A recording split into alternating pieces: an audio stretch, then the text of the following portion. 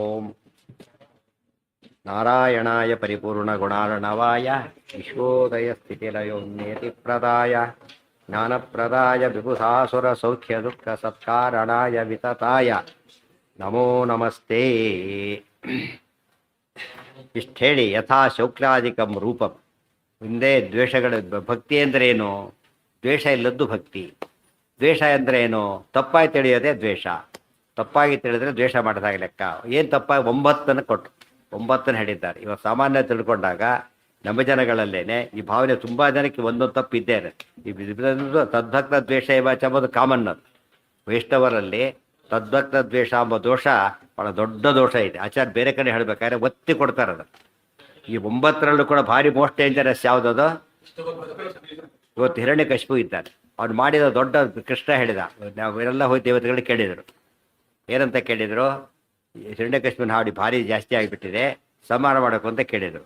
ಪರಮಾತ್ಮ ಹೇಳಿದ, ಸಂಹಾರ ಮಾಡ್ತೇನೆ. ಯಾವ ಮಾಡ್ತೇನೆ?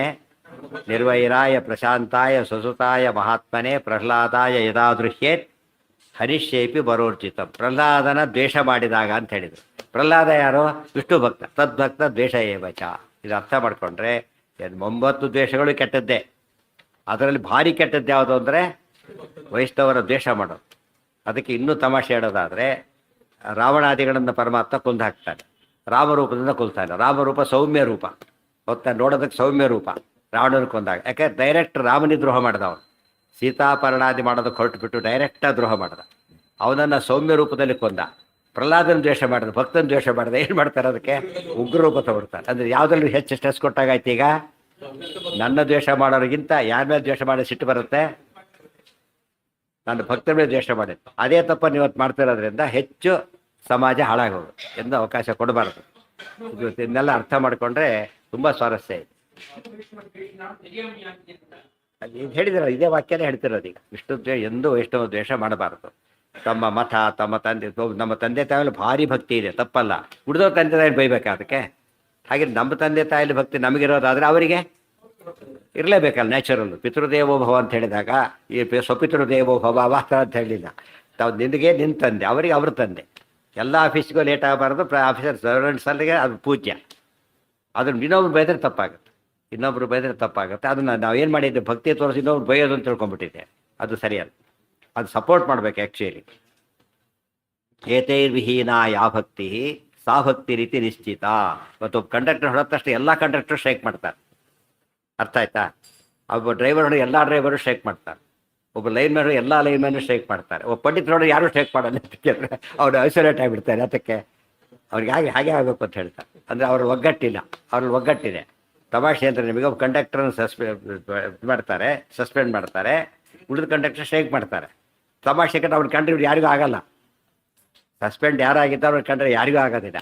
ಸ್ಟಿಲ್ ಸ್ಟ್ರೈಕ್ ಮಾಡ್ತಾರೆ. ಯಾತಕ್ಕೆಂದರೆ ನಮ್ಮ ಮೇಲೆ ಬರುತ್ತೆ ನಾಳೆ, ಅದು ಇವತ್ತು ನಮ್ಮ ಮೇಲೆ ಬರುತ್ತೆ. ಆದ್ದರಿಂದ ಅವನು ಯಾಸ್ ಎ ಇಂಡಿವಿಜುವಲ್ ನೀವು ಸಸ್ಪೆಂಡ್ ಮಾಡಿ ಒಪ್ತೀವಿ, ಯಾಸ್ ಎ ಕಂಡಕ್ಟರ್ ಸಸ್ಪೆಂಡ್ ಮಾಡಬಾರ್ದು. ಯಾತಕ್ಕೆ? ನಾವು ನಮಗೆಲ್ಲ ಅಫೆಕ್ಟ್ ಆಗುತ್ತೆ. ಡಿಫರೆನ್ಸ್ ಗೊತ್ತಾಯ್ತಾ ಈಗ? ಅದಕ್ಕೆ ವ್ಯಕ್ತಿಯಾಗಿ ದ್ವೇಷ ಮಾಡೋದು ಬೇರೆ, ಅವನ ಗುಣ ದ್ವೇಷ ಮಾಡೋದು. ಗುಣ ದ್ವೇಷ ಮಾಡಿದ ತಕ್ಷಣ ಆ ಗುಣಗಳನ್ನೇ ದ್ವೇಷ ಮಾಡಿದಾಗ. ಇವತ್ತು ವ್ಯಕ್ತಿನ ದ್ವೇಷ ಮಾಡಿದಾಗ ಅವನಿಗೆ ಇಂಡಿವಿಜುವಲ್ ಅವನಷ್ಟೇ. ದುರ್ಯೋಧನ ಕೆಟ್ಟವನು, ಅದು ಇಂಡಿವಿಜುವಲ್ ಅದು. ಆದರೆ ಇವತ್ತೆಲ್ಲ ಕುರುವಂಶರಲ್ಲೇ ಕೆಟ್ಟವರು, ಅದು ತಪ್ಪಾಗಿಬಿಡುತ್ತೆ. ವಂಶನೇ ಬೈದಾಗ. ದೇರ್ಫೋರ್ ನಮಗೆ ಆ ಒಂದು ಒಗ್ಗಟ್ಟು ಇಲ್ಲ ಹೋದಾಗ ಏನಾಗುತ್ತೆ ಅಲ್ಲಿಗೆ? ಅದು ತಮಾಷೆ ಇದೆ. ಬ್ರಾಹ್ಮಣನ ಅನೇಕತ್ವ, ಬ್ರಾಹ್ಮಣರಲ್ಲೇ ಒಗ್ಗಟ್ಟಿಲ್ಲ ಫಸ್ಟ್ ಆಫ್ ಆಲ್. ವೈಷ್ಣವನ ವಿಶೇಷ, ವೈಷ್ಣವರು ಇನ್ನೂ ಇಲ್ಲ. ಅದು ಸುಭಾಷಿತ ಆಗೋಗ್ಬಿಟ್ಟಿದೆ ಕಡೆಗೆ. ವೈಷ್ಣವರಲ್ಲಿ ಒಗ್ಗಟ್ಟಿಲ್ಲ ಅಂಬೋದು ಎಲ್ಲ ಕಡೆ ಹೇಳಿ ಆಗಿಬಿಟ್ಟಿದೆ. ವೈಷ್ಣವರು ನಾಶ ಮಾಡಲಿಕ್ಕೆ ಯಾರು ಬರಬೇಕಾಗಿಲ್ಲ. ಯಾರು ಸಾಕು? ಅವರೇ ಸಾಕು. ಇವತ್ತು ಮಧ್ಯೋಗತ್ತೆ ಹಾಳಾಗ್ತಿರೋದು ಯಾರಿಂದ? ಮಾಧ್ವರಿದ್ದಾರೆ. ಯಾಕೆ ಉಳಿದವ್ರು ಯಾರೋ ಅದು ಇವರೇ ಪ್ರಚಾರ ಮಾಡೋಕ್ಕೆ ಗುಟ್ಟಾಗಿಟ್ಕೊಂಡೇ ಹೋಗ್ಬಿಡುತ್ತೆ. ಮತ್ತು ಪ್ರಚಾರ ಮಾಡ್ತಾರೆ ಯಾರೂ ಕೂಡ ತಮ್ಮವ್ರು ಪ್ರೊಜೆಕ್ಟ್ ಮಾಡ್ಕೊತಾರೆ ಹೊರತು ಬತ್ತ ಪ್ರೊಜೆಕ್ಟೇ ಮಾಡೋದು ದೊಡ್ಡ ದೋಷ. ಭಾಳ ಇಂಪಾರ್ಟೆಂಟ್ ಅದು.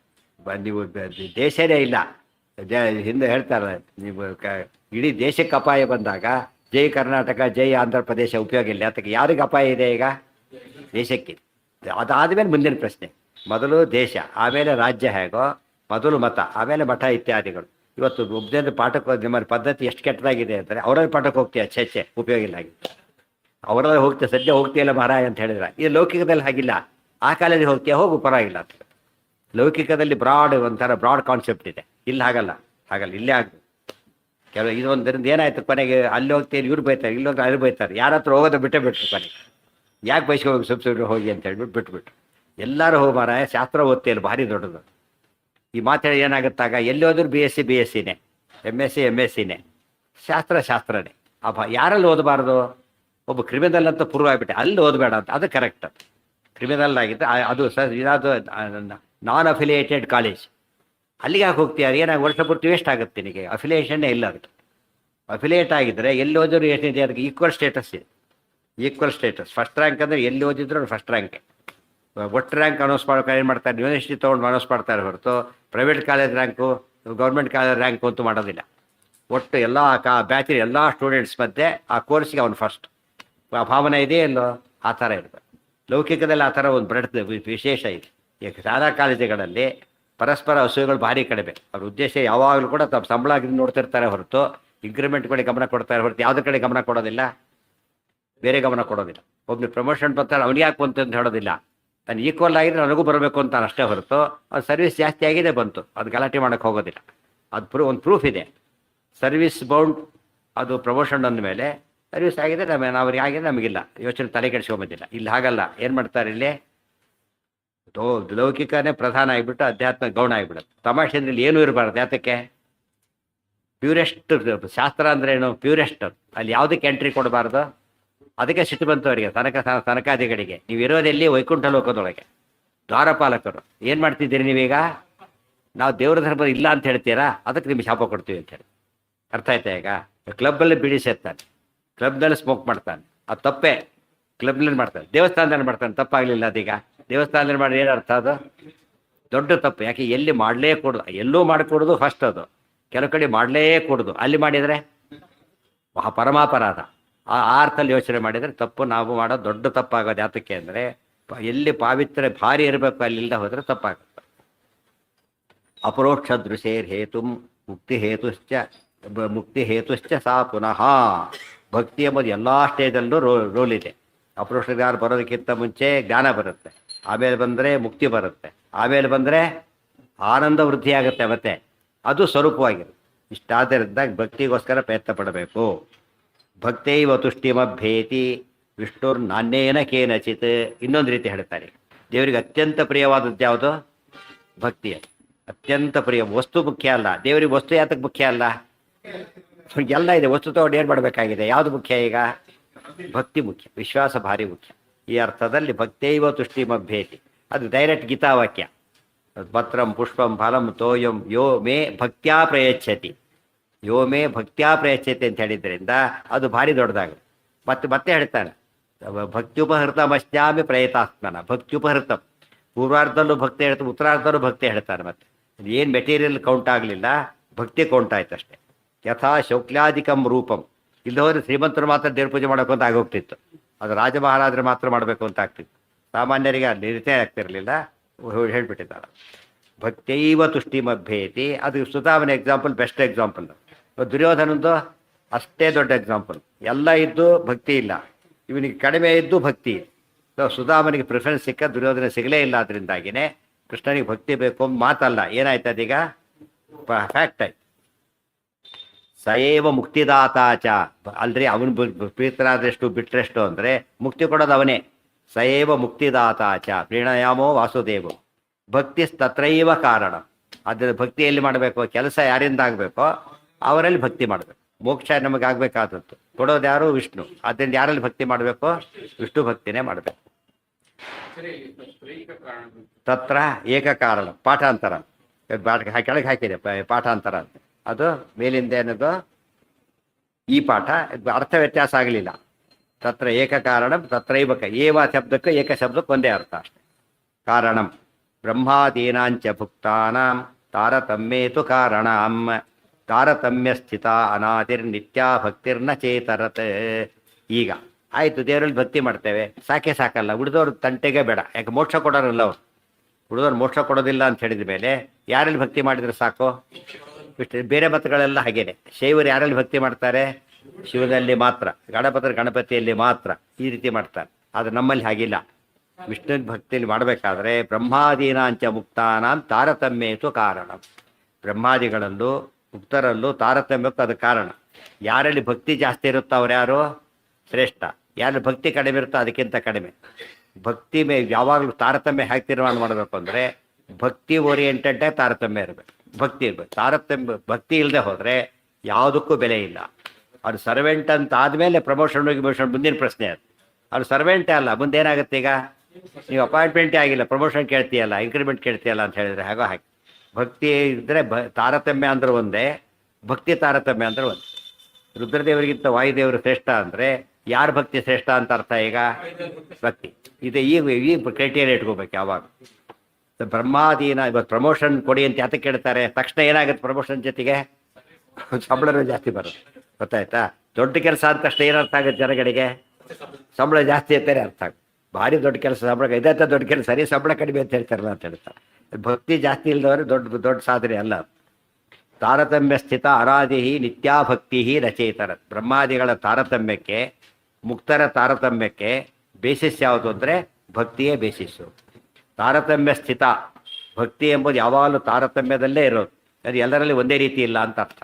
ಅದು ಅನಾದಿ ಮತ್ತು ನಿತ್ಯ, ಅದಕ್ಕೆ ಆರಂಭನೂ ಇಲ್ಲ ಕೊನೆಯೂ ಇಲ್ಲ. ಅದರಿಂದಾಗಿಯೇ ಅದನ್ನೇ ಸ್ವರೂಪ ಅಂತ ಅರ್ಥ. ಯಾವುದಕ್ಕೆ ಪ್ರಾರಂಭ ಮುಕ್ತಾಯ ಇಲ್ಲೋ ಅದೇನದು ಸ್ವರೂಪ. ಮಾನುಷೇ ಶ್ವಧಮ ಕಿಂಚಿತ್ ದ್ವೇಷಯುಕ್ತ ಸದಾ ಹರೌ ದುಃಖನಿಷ್ಠಾಸ್ತತಸ್ತೇಪಿ ನಿತ್ಯಮೇವ ನ ಸಂಶಯ. ಮಾನುಷೇಷು ಅಧಮಾಃ ಕಿಂಚಿತ್ ದ್ವೇಷಯುಕ್ತಾಃ ಸದಾ ಹರೌ ದುಃಖನಿಷ್ಠಾಸ್ತತಸ್ತೇಪಿ ನಿತ್ಯಮೇವ ನ ಸಂಶಯ. ಈಗ ಇನ್ನೊಂದು ಗುಂಪಿದೆ. ಮಾನುಷೇಷು ಅಧಮಾಃ ಅಂದ್ರೇನು? ಮನುಷ್ಯಾಧಮರು ಅಂತ ಅರ್ಥ. ಮನುಷ್ಯಾಧಮರು ಯಾವಾಗಲೂ ಏನಿರುತ್ತೆ ಅವರಿಗೆ? ದೇವರಲ್ಲಿ ಸ್ವಲ್ಪ ದ್ವೇಷ ಇದ್ದೇ ಇರುತ್ತೆ. ಅದು ಅವ್ರಿಗೆ ಗೊತ್ತಿರೋದಿಲ್ಲ, ಆ ರೀತಿ ಇರುತ್ತೆ. ದುಃಖ ಅದಕ್ಕೆ ಯಾವಾಗಲೂ ಏನಾಗುತ್ತೆ ಅವರಿಗೆ? ದುಃಖ ಆಗ್ತಾ ಇದೆ. ಅಂದರೆ ಭಕ್ತಿಗೂ ಸುಖಕ್ಕೂ ಲಿಂಕ್ ಇದೆ, ದ್ವೇಷಕ್ಕೂ ದುಃಖಕ್ಕೂ ಲಿಂಕ್ ಇದೆ. ಇವತ್ತು ನಾವು ಎಲ್ಲ ತೆಗೆದುಹಾಕ್ಬಿಡೋಣ. ನಮಗೆ ದುಃಖ ಆಗುತ್ತೆ ಅಂದರೆ ಏನು ಕಾರಣ? ಇವರೇ ಎಲ್ಲ ಸೆಕೆಂಡರಿ. ಮೇನ್ ಯಾವುದು? ದೇವರಲ್ಲಿ ದ್ವೇಷ ಇದೆ ಅಂತಲೇ ಅರ್ಥ. ಇನ್ನು ಸುಖ ಆಗ್ತಿದೆ, ಹೊರಗೆ ಏನೇನು ಸುಧಾಮನೆ ಹೊರಗೆ ಏನೂ ಇಲ್ಲ, ಸುಖವಾಗಿದ್ದಾರೆ. ಅವಧೂತನಿಗೆ ರೈಕರಿಗೆ ಏನೂ ಇಲ್ಲ, ಒಳಗೇನಿದೆ? ದೇವರಲ್ಲಿ ಭಕ್ತಿ ಇದೆ, ಅದಕ್ಕೇನಾಗಿದ್ದಾರೆ? ಸುಖವಾಗಿದ್ದಾರೆ. ಭಕ್ತಿ ಇದ್ದಲ್ಲಿ ಸುಖ, ದ್ವೇಷ ಇದ್ದಲ್ಲಿ ದುಃಖ. ಇದಿಷ್ಟು ಒಟ್ಟಿಗೆ ರೆಡ್ಯೂಸ್ ಮಾಡ್ಕೊಂಡ್ಬಿಟ್ರೆ ನಮ್ಮ ದೋಷ ಮೇನ್ ಎಲ್ಲಿ ಹುಡುಕ್ಬೇಕು ನಾವೀಗ? ನಮ್ಮ ಭಕ್ತಿ ಲೋಪ ಇದೆ. ಭಕ್ತಿ ದ್ವೇಷ ಇದ್ದರೆ ಅದೇನದು? ದುಃಖಕ್ಕೆ ಕಾರಣ. ಭಕ್ತಿ ಕಡಿಮೆ ಇದ್ದರೂ ಏನು ಕಾರಣ? ಅದು ದುಃಖಕ್ಕೆ ಕಾರಣ.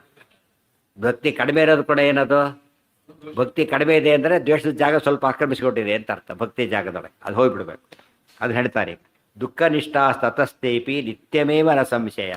ಅವ್ರು ಸದಾಕಾಲದಲ್ಲೂ ನಿತ್ಯ ದ್ವೇಷ ಮಾಡೋದ್ರಿಂದ ನಿತ್ಯ ದುಃಖಿಗಳಾಗಿರ್ತಾರೆ. ಮಧ್ಯಮಾಹ ಮನುಷ್ಯರು ಉತ್ತಮರಲ್ಲಿ ಭಕ್ತಿ, ಇವರಲ್ಲಿ ದ್ವೇಷ. ಮಧ್ಯಮರಿದ್ದಾರೆ. ಅವ್ರ್ಯಾರವರು? ಮಿಶ್ರಭೂತತ್ವ. ಮಿಶ್ರಭೂತತ್ವ ಅಂತಂದ್ರೇನು? ಮಿಕ್ಸ್ಚರ್. ಅವರು ಏನಿದೆ ಅವರಲ್ಲಿ ಭಕ್ತಿನೂ ಇದೆ, ದ್ವೇಷನೂ ಇದೆ. ಅದಕ್ಕೋಸ್ಕರ ಏನಿರುತ್ತೆ ಅವರಿಗೆ? ಸುಖ ದುಃಖ ಎರಡೂ ಬರುತ್ತೆ ಒಟ್ಟಿಗೆ. ಭಕ್ತಿ ದ್ವೇಷ ಕಂಬೈನ್ ಆಗೋದ್ರಿಂದ ಸುಖ ದುಃಖ ಕಂಬೈನ್ ಆಗುತ್ತೆ. ಕಿಂಚಿತ್ ಅಂದರೆ ಸ್ವರೂಪದಲ್ಲಿ ಅಂತ ಅರ್ಥ. ಇಬ್ಬರಿಗೆ ಆಗ್ಬೋದು. ಯೋಗ್ಯರಿಗೆ ಕಿಂಚಿತ್ ಭಕ್ತಿ ಯಾವಾಗಲಿರುತ್ತೆ. ಕಿಂಚಿತ್ ಭಕ್ತಿ ಸ್ವರೂಪದಲ್ಲೇ ಇದೆ ಅವರಿಗೆ. ಆ ಕಿಂಚಿತ್ ಭಕ್ತಿ ಏನಾಗಬೇಕದು? ಕಿಂಚಿತ್ ಭಕ್ತಿ ಏನಾಗಬೇಕದು? ಪೂರ್ಣ ಭಕ್ತಿ ಆಗ್ಬೇಕು. ಕಿಂಚಿತ್ ಭಕ್ತಿ ಪೂರ್ಣ ಭಕ್ತಿ ಆಗ್ಬೇಕು. ಪೂರ್ಣ ಭಕ್ತಿ ಆದಾಗ ಏನಂತಾರೆ ಅದನ್ನ? ಉದಾಹರಣೆ, ಫಸ್ಟ್ ಇಯರ್ MBBS ಓದ್ತಿದ್ದ, ಗೊತ್ತಾಯ್ತು, ಫೈನಲ್ ಇಯರ್ ಓದ್ತಿದ್ದಾರೆ. ಇಬ್ಬರಲ್ಲಿ ಏನಿದೆ ಈಗ ವ್ಯತ್ಯಾಸ? ವೈದ್ಯಕೀಯ ಜ್ಞಾನ ಜಾಸ್ತಿ ಆಗಿದೆ, ಅಲ್ಲಿ ಕಡಿಮೆ ಇದೆ. ಆಸಕ್ತಿ ಬರೋದು ಒಂದೇ ಇದೆ, ಆದರೆ ಇದೇನಾಗಿದೆ? Different quality. ಜ್ಞಾನ ಜಾಸ್ತಿ ಇರೋದ್ರಿಂದ ಅವನು ಫೈನಲ್ ಇಯರ್ ಬಂದ ಪ್ರಥಮ ಇದ್ದಾರೆ. ಯಾವುದು? ಹೌದು, ಕಿಂಚಿತ್ ದ್ವೇಷ ಅಂದ್ರೇನು? ಸ್ವಲ್ಪ ದ್ವೇಷ ಸ್ವರೂಪದಲ್ಲಿದ್ದು ಮುಂದೆ ಏನಾಗುತ್ತೆ? ಅದು ಹಿಂದೆ ಹೇಳಿದ್ದಾರೆ, ಬೆಳೀತಾ ಬೆಳೀತಾ ಬೆಳೀತಾ ಹೋಗುತ್ತೆ. ಕೊನೆಗೆ ಎಲ್ಲಿ ಬರೋದು? ಕೊನೆಗೆ ಅದು ಪೂರ್ಣ ದ್ವೇಷ ಆಗಿಬಿಡುತ್ತೆ. ಇವತ್ತು ಮಾವಿನ ಸಸಿ ಇದೆ, ಮಾವಿನ ಅಂಶ ಇದೆ, ಬಟ್ ಅಲ್ಲಿ ಏನಿಲ್ಲ, ಅದರಲ್ಲಿ ಹೂವು ಹಣ್ಣು ಏನೂ ಇಲ್ಲೇ ಇಲ್ಲ. ಕಿಂಚಿತ್ ಮಾವಿನ ಅಂಶ ಪೂರ್ತಿ ಮರ ಬೆಳೀತು, ನೂರಾರು ಹಣ್ಣು ಬಿಟ್ಬಿಟ್ಟು ಅವಾಗೇನದು? ಈಗ ಪೂರ್ಣವಾದ ಫಲ ಬಂದಿದೆ. ಅದು ಮಾವಿನ ಒಂದು ಓಟೆ, ಮಾವಿನ ಮರ ಆಗಿ ಹಣ್ಣು ಕೊಡೋದಕ್ಕೆ ಏನಂತಾರೆ? ಇಲ್ಲಿ ಕಿಂಚಿತ್ತು, ಅದು ಪೂರ್ಣ. ಈ ಓಟೆ ತಿಂದರೆ ಅಕಸ್ಮಾತ್ ಏನು ತಿನ್ನಕ್ಕೂ ಬರಲ್ಲ, ತಿಂದರೆ ಒಂದು ಹಣ್ಣು ಆಯ್ತು ಅಷ್ಟೇ ಕೊನೆಗೆ. ಹಬ್ಬ ಅಂದರೆ ಅಲ್ಲಿ ಸಾವಿರಾರು ಹಣ್ಣು ಆಗ್ಬಿಟ್ಟೆ. ಅದು ಆ ರೀತಿ ಆಗೋದಕ್ಕೆ ಪೂರ್ಣತೆ ಅಂತ ಕರೀತಾರೆ. ಸೊ ಕಿಂಚಿತ್ ದ್ವೇಷ ಪೂರ್ಣ ದ್ವೇಷವಾಗೋದು ತಾಮಸರ ಸಾಧನೆ, ಕಿಂಚಿತ್ ಭಕ್ತಿ ಪೂರ್ಣ ಭಕ್ತಿ ಆಗೋದು ಇವ್ರ ಸಾಧನೆ. ಆದರೆ ಕಿಂಚಿತ್ ಅಂತ ಯಾತಕ್ಕೆ ಹೇಳಿದ್ರು ಅಂದರೆ ಲೋಯೆಸ್ಟ್ ಕಿಂಚಿತ್. ಅದು ಮೇಲೆ ಹೋದರೆ ಸ್ವಲ್ಪ ಏನಾಗುತ್ತೆ? ಮೇಲೆಯವರಿಗೆ ಈಗ ದೇವತೆಗಳಿಗೆ ಸ್ವಲ್ಪ ಜಾಸ್ತಿನೇ ಮೊದಲಿರುತ್ತೆ. ಆ ರುಚಿಗಳು ಯಾರಿರುತ್ತೆ ಅಂದರೆ ಅದಕ್ಕೂ ಡಿಫ್ರೆನ್ಸ್ ಭಾರಿ ಕಡಿಮೆ. ಆ ಸ್ಟೇಜಲ್ಲಿ ಇರ್ತಾರೆ, ಆ ಸ್ಟೇಜ್ ರೀಚ್ ಆಗಿಬಿಟ್ಟಿರ್ತಾರೆ. ಇನ್ನೇನು ಹಣ್ಣು ಬಿಡೋ ಸ್ಥಿತಿಯಲ್ಲಿ ಇರ್ತದಲ್ಲ ಹಣ್ಣು, ಆ ಸ್ಟೇಜಲ್ಲಿ ಅವ್ರು ಇದ್ದಾರೆ. ಅವ್ರ ಸ್ಥಿತಿ ನಮ್ಮ ಸ್ಥಿತಿ ತುಂಬ ವ್ಯತ್ಯಾಸ ಇದೆ. ಇಷ್ಟಾದರೂ ಕೂಡ ಅವ್ರಿಗೆ ಇನ್ನೂ ಪೂರ್ಣತ್ವ ಬೇಕಲ್ಲ. ರುಜುವನಾಂ ಏಕ ಏವಾಸ್ತಿ ಪರಮೋತ್ಸಾಹ ವರ್ಚನ, ಅದು ರೀಚ್ ಆಗಬೇಕಾಗಿದೆ. ಎಲ್ಲ ಆಗಿಬಿಟ್ಟಿದೆ, ಇನ್ನು ಸ್ವಲ್ಪ ಹಣ್ಣಾಗಬೇಕು ಅಂತೀವಿ, ಸ್ವಲ್ಪ ಹಣ್ಣಾಗಬೇಕು ಅಂತೀವಲ್ಲ ಹಾಗೆ ಆ ಸ್ಥಿತಿಯಲ್ಲಿ ಅವರಿದ್ದಾರೆ. ಇವ್ರು ನಮ್ಮದಲ್ಲಿ ಯಾವ ಸ್ಥಿತಿ, ಈಗ ಇನ್ನು ಅಂಕುರ ಕೂಡ ಬಿಟ್ಟಿಲ್ಲ. ಅಂಕುರ ಬಿಟ್ಟರು ಆಗ ಬೇಡ, ಇಷ್ಟೇ ಇದು ಇಷ್ಟೇ ಇದೆ ಅವ್ರದ್ದು. ಅಷ್ಟು ದೊಡ್ಡ ಇದಾಗ್ತದೆ, ಅದು ಅವ್ರ ತಾರತಮ್ಯ ಅಂದ್ರೆ ಅದೇನು. ಆ ಏನು ಹಾಂ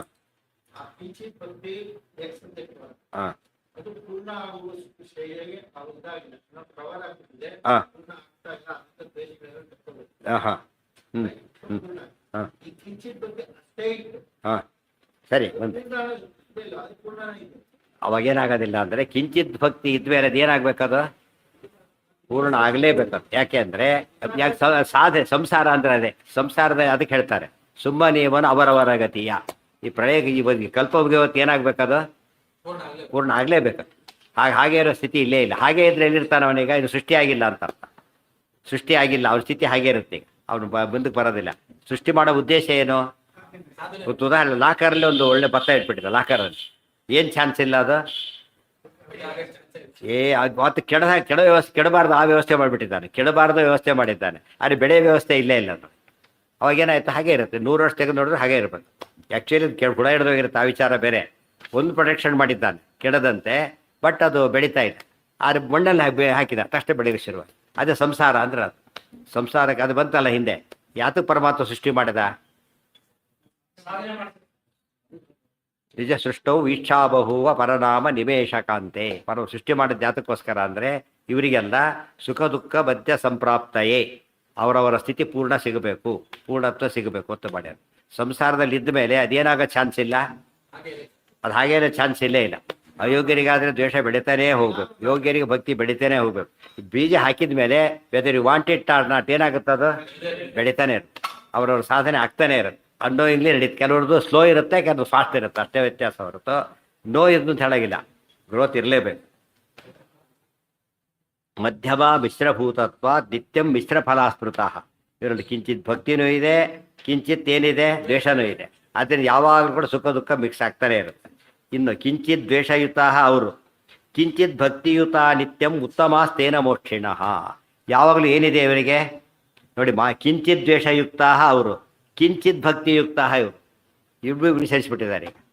ಬೇವಿದೆ, ಅದು ಕಿಂಚಿತ್ ಕಹಿ ಇದೆ, ಇದು ಕಿಂಚಿತ್ ಸಿಹಿ ಇದೆ. ಬಟ್ ಬೆಳೀತಾ ಬೆಳೀತಾ ಏನಾಗುತ್ತದು ಪೂರ್ಣ ಕಹಿ ಆಗುತ್ತೆ, ಇದು ಪೂರ್ಣ ಸಿಹಿ ಆಗುತ್ತೆ. ಆ ಅರ್ಥದಲ್ಲಿ ನಿತ್ಯ ಉತ್ತಮಾಸ್ತೇನ ಮೋಕ್ಷಿಣಃ. ಸೊ ಮುಕ್ತಿಯೋಗರನ್ನು ಗುರುತಿಸ್ಬೇಕಾದ್ರೆ ಇದು ದೇವ್ರ ಕಂಡ ತಕ್ಷಣ ಏನು ಮನೋಭಾವ ಬರುತ್ತೆ ಅವರಿಗೆ? ಗೌರವಿಸ್ಬೇಕು, ನಮಸ್ಕಾರ ಮಾಡಬೇಕು ಭಾವನೆ ನ್ಯಾಚುರಲ್ ಬರೀ. ಏನು ಶಾಸ್ತ್ರಗೀತೆ ಏನು ಓದಿಲ್ಲ ಅವರು. ಎಷ್ಟೋ ಸರಿ ನೋಡ್ತೇವೆ, ಯಾರೋ ಜಟಕಾದವರು ಇಷ್ಟದಾರ ಯಾರೋ ಇರ್ತಾರೆ. ಯಾವುದು ಇಳಿದ ತಕ್ಷಣ ಯಾರೋ ನಮಸ್ಕಾರ ಅವನೇ ಮಾಡ್ತಾರೆ, ಅವನು ನಮಸ್ಕಾರ ಮಾಡಿಬಿಡ್ತಾನೆ ಕೆಲವು ಸಲ. ಅವ್ರು ಯಾರು ಹೇಳಿಲ್ಲ ಏನಿಲ್ಲ ಮಾಡು ಅಂತ ಹೇಳಿ ಅವನಿಗೆ ಹಾಗೆ ಅನಿಸ್ಬಿಟ್ಟು ನಮಸ್ಕಾರ ಮಾಡ್ತಾರೆ. ದುಡ್ಡು ಇಸ್ಕೊಳ್ಳೋದಿಲ್ಲ ಕೆಲವರು. ನಮ್ಗೆ ಗೊತ್ತಿತ್ತು ನನ್ನ ಪುಣ್ಯ ಬಂತು ಹೋಗಿ ಅಂತ ಹೋಗ್ಬಿಡ್ತಾರೆ. ಕೆಲವರು ನಿಮ್ಗೆ ಎಷ್ಟು ಜನ ನಮಸ್ಕಾರ ನಮ್ಮ ಗಂಟೆ ಹೇಳ್ತಾರೆ, ಕೊಟ್ಟು ದುಡ್ಡು ಕೊಟ್ಟು ಮಾತಾಡ್ರಿ ಅಂತ ಹೇಳ್ತಾರೆ. ಗೊತ್ತಾಯ್ತಾ? ಅವ್ರು ಏನೇ ಮಾಡಿರ್ಬೋದು, ನಮ್ಮ ದುಡ್ಡು ಕಾಸು ನಮ್ಮದು ಅಷ್ಟೇ. ನೀವು ನಾವೇ ಮಾಡ್ಬೇಕು ಹಾಕಿ ಕೆಡ್ತಾನೆ. ಇವನು ಹಾಗಲ್ಲ, ಆಟೋಮೆಟಿಕಲಿ ಹಾಗೆ ಮಾಡಿಬಿಡ್ತಾರೆ. ಅವ್ರ ಸ್ವಭಾವ ಅವ್ರು ಯಾವ ಥರ ಗೌರವ ಒಂದು ಇದ್ದಕ್ಕಿದ್ದ ಹಾಗೆ ಅವ್ರು ಯಾರು ಹೇಳಿರಲ್ಲ ಕೇಳಿರೋದಿಲ್ಲ. ನ್ಯಾಚುರಲಿ ಅವ್ರು ಏನು ಮಾಡ್ತಾರೆ, ಒಳ್ಳೆ ಗುಣ ಕಂಡ್ರೆ ಏನಾಗುತ್ತೆ ಅವನು ಈ ಬೌಸ್ ಅಂತೀವಲ್ಲ ತಲೆ ಬಾಗಿಬಿಡ್ತಾರೆ. ಇವನಾದ್ರೂ ತಲೆ ಬಾಗೋದಿಲ್ಲ. ಅವನು ಯೋಚನೆ ಮಾಡ್ತಾರೆ, ಎಕ್ಸ್ಪೈರ್ಟ್ ಮಾಡ್ಬೋದು ಇವ್ರನ್ನ ಆಗಿದ್ರೆ ಅಂತ. ಇವರು ಒಳ್ಳೆ ಎಲ್ಲರೂ ಖಾಲಿ ಬಿಡ್ತಾರೆ, ಭಾಳ ಸೌಮ್ಯ ಇರ್ತಾರೆ. ಸ್ವಲ್ಪ ಜಾಸ್ತಿ ಕೇಳಿದರೆ ಕೊಡಲೇಬೇಕಾಗುತ್ತೆ ಅವರು. ಅದು ಅಂಡು ಅಡ್ವಾಂಟೇಜ್ ತಗೊಳ್ತಾನೆ. ಇವನು ಹಾಗಲ್ಲ, ಅದು ಎಲ್ಲಿದೆ ಯಾರು ಹೇಳ್ಕೊಟ್ಟಿಲ್ಲ ಅವರಿಗೆ, ಸ್ವರೂಪ ಇರೋದೇ ಹಾಗೆ ಅಂತ ನಾವೆಲ್ಲ ನೋಡಿರ್ತೇವೆ. ಎಲ್ಲರಿಗೂ ಅಂತ ಅನುಭವ ಆಗಿರುತ್ತೆ. ಮಧ್ಯಮ ಮಿಶ್ರಭೂತತ್ವ ನಿತ್ಯಂ ಮಿಶ್ರಫಲಾಸ್ಮೃತಾ ಕಿಂಚಿತ್ ಭಕ್ತಿಯುತ ನಿತ್ಯಂ ಉತ್ತಮಾಸ್ತೇನ ಮೋಕ್ಷಿಣಃ. ಬ್ರಹ್ಮಣ ಪರಮಾಭಕ್ತಿ ಸರ್ವೇಭ್ಯ ಪರಮಸ್ತತಃ ಇತ್ಯಾದೀನಿ ಚ ವಾಕ್ಯಾನಿ ಪುರಾಣೇಶು ಪೃಥಕ್ ಪೃಥಕ್. ಇವೆಲ್ಲ ಒಂದೇ ಪುರಾಣದ ವಾಕ್ಯ ಅಲ್ಲ, ಅದು ಪುರಾಣೇಶು ಪೃಥಕ್ ಪೃಥಕ್ ಹೇಳ್ಬಿಟ್ಟು ಒಂದೇ ಇದ್ದಾಗ ಭವಿಷ್ಯತ್ ಪರಮವಚನ ವಿತ್ತೇತ ಕೆಲ ಸ್ಕಾಂದೇಪ್ಯುಕ್ತಂ ಹೀಗೆಲ್ಲ ಬೇರೆ ಬೇರೆ ಮಾಡಿದ್ರು. ಇಷ್ಟು ಡಿಫರೆಂಟ್ ಪುರಾಣ ಒಟ್ಟಿಗೆ ಸೇರಿಸಿಬಿಟ್ಟು ಇದಿಷ್ಟು ಪುರಾಣದಲ್ಲಿ ಪೃಥಕ್ ಪೃಥಕ್. ಅದು ಬೇರೆ ಬೇರೆ ಪುರಾಣದಲ್ಲಿ ಸ್ಪಷ್ಟ, ಒಂದೇ ಪುರಾಣದ ವಾಕ್ಯಗಳಲ್ಲ ಇವು. ಬೇರೆ ಬೇರೆ ಪುರಾಣದಲ್ಲಿ ಬೇರೆ ಬೇರೆ ಪ್ರಸಂಗದಲ್ಲಿ ಮತ್ತೆ ಮತ್ತೆ ಹೇಳಿದ್ದಾರೆ. ಇದನ್ನು ಡೆಮಾನ್ಸ್ಟ್ರೇಟ್ ಮಾಡಲಿಕ್ಕೆ ಕೃಷ್ಣಾಮೃತ ಮಹಾಣವ ಬರುತ್ತೆ. ಕೃಷ್ಣಾಮೃತ ಮಹಾಣವೆಲ್ಲ ಹಾಗೇನೆ ಬೇರೆಯವ್ರ ವಾಕ್ಯಗಳನ್ನೆಲ್ಲ ಕೋಟ್ ಮಾಡಿಬಿಟ್ಟು ಎಲ್ಲ ವಿಷಯನ ಹೇಳ್ತಾ ಹೋಗ್ತಾರೆ. ಪುರಾಣೇಶು ಪೃಥಕ್ ಪೃಥಕ್ ಬ್ರಹ್ಮಣ ಪರಮಾಭಕ್ತಿ. ಬ್ರಹ್ಮದೇವರು ಯಾತಕ್ಕೆ ಭಾರಿ ಶ್ರೇಷ್ಠ ಅಂದರೆ ಪರಮಾಭಕ್ತಿ, ಅತಿ ಹೆಚ್ಚು ಭಕ್ತಿ ಯಾರಲ್ಲಿದೆ ಅವರಲ್ಲಿ. ಬ್ರಹ್ಮನಿಗೆ ಏನೇ ಹೇಳ್ತಾರೋ ವಾಯುದೇವರಿಗೆ ಈಕ್ವಲ್, ಎಲ್ಲ ಒಂದೇ ಶಬ್ದಕ್ಕೆ ಸೇರ್ಕೊಂಡ್ಬಿಡ್ಬೇಕು. ಇತ್ಯಾದೀನಿ ಚ ವಾಕ್ಯಾನಿ ಪುರಾಣೇಶು ಪೃಥಕ್ ಪೃಥಕ್. ಇಷ್ಟು ಹೇಳಿ ಒಂದು ಘಟ್ಟ ಆಯ್ತು. ಈ ನೆಕ್ಸ್ಟ್ ಒಳ್ಳೆ ಘಟ್ಟ ಬಂತು, ಇನ್ನೊಂದು ಘಟ್ಟ. ಇದೆಲ್ಲ ಹೇಳ್ತೀರಿ, ನಾವು ಜ್ಞಾನ ಸಂಪಾದನೆ ಮಾಡಬೇಕೀಗ, ಗುರುಗಳೇ ಬೇಕು. ಆ ಗುರುಗಳ ಲಕ್ಷಣ ಏನು ಅಂತ ಹೇಳ್ತಾರೆ. ಗುರುಗಳ ಲಕ್ಷಣ ಏನು? ಇವತ್ತು ಪೊಲೀಸ್ ಅಂದ ತಕ್ಷಣ ಲಕ್ಷಣ ಗೊತ್ತಿದೆ, ಪೊಲೀಸ್ ಅಂದ ಲಕ್ಷಣ ಅವೆಲ್ಲ ಅರ್ಥ ಆಗುತ್ತೆ. ಡ್ರೈವರ್ ಅಂದರೆ ಒಂದು ಯೂನಿಫಾರ್ಮ್ ಆ ಥರ ಇರ್ತಾನೆ. ಹಾಗೆ ಗುರುಗಳ ಲಕ್ಷಣ ಏನು ಅಂದರೆ ಷಣ್ಯವತ್ಯಂಗುಲೋ ಯಸ್ತು ನೆಗ್ರೋಧ ಪರಿಮಂಡಲ ಸಪ್ತಪಾದ ಚತುರ್ಹಸ್ತೋ ದ್ವಾತ್ರಿಂಶಲ್ ಲಕ್ಷಣೈರ್ಯುತಃ ಅಸಂಶಯ ಸಂಶಯಚ್ಚಿತ್ ಗುರುರುಕ್ತೋ ಮನೀಷಿಭಿಃ ತಸ್ಮಾತ್ ಬ್ರಹ್ಮ ಗುರುರ್ಮುಖ್ಯಃ ಸರ್ವೇಷಾಮೇವ ಸರ್ವದಾ ಅನ್ಯೇಪಿ ಸ್ವಾತ್ಮನೋ ಮುಖ್ಯಾಃ ಕ್ರಮಾತ್ ಗುರವೈರಿತಾಃ ಕ್ರಮಾಲ್ಲಕ್ಷಣಹೀನಾಶ್ಚ ಲಕ್ಷಣೈಃ ಸಮಾಃ ಮಾನುಷಾ ಮಧ್ಯಮಾಃ ಸಮ್ಯಕ್ ದುರ್ಲಕ್ಷಣಯುತಃ ಕಲಿಃ ಸಮ್ಯಕ್ ಲಕ್ಷಣ ಸಂಪನ್ನೋ ಯದ್ದದ್ಯಾತ್ ಸುಪ್ರಸನ್ನದೀಃ ಶಿಷ್ಯಾಯ ಸತ್ಯಂ ಭವತಿ ತತ್ಸರ್ವಂ ನಾತ್ರ ಸಂಶಯಃ ಅಗಮ್ಯತ್ವಾತ್ ಹರಿಸ್ತಸ್ಮಿನ್ನಾವಿಷ್ಟೋ ಮುಕ್ತಿದೋ ಭವೇ. ಇದಿಷ್ಟು ಕೂಡ ಗುರುಗಳಿಗೆ ಸಂಬಂಧಪಟ್ಟಂಥ ಮಾತು. ಇದೆಲ್ಲ ನಾಳೆ ಸರಿಯಾಗಿ ಹೋದರೆ ಗುರುಗಳ ಲಕ್ಷಣ ಫಿಸಿಕಲಿ ಅವ್ರು ಹೀಗಿರ್ತಾರೆ, ಅಲ್ಲಿ ಅದಿಲ್ಲದೆ ಹೋದ್ರೆ ಏನು ಮಾಡೋಕ್ಕೆ ಬರೋದಿಲ್ಲ, ಅಲ್ಲಿ ಗುರುತ್ವ ಬರೋದಿಲ್ಲ ಅವರಿಗೆ. ಸೊ ಬಾಹ್ಯವಾದ ಲಕ್ಷಣಗಳು ಇರಬೇಕು ಅಂತೇಳಿ. ಓಂ ಸರ್ವೇಂದ್ರಿಯ ಪ್ರೇರಕೇಣ ಶ್ರೀ ಪ್ರಾಣಪತಿನೇರಿತಃ ಯದವೋಚಮಹಂ ತೇನ ಪ್ರೀಯತಾಂ ಕಮಲಾಲಯಃ.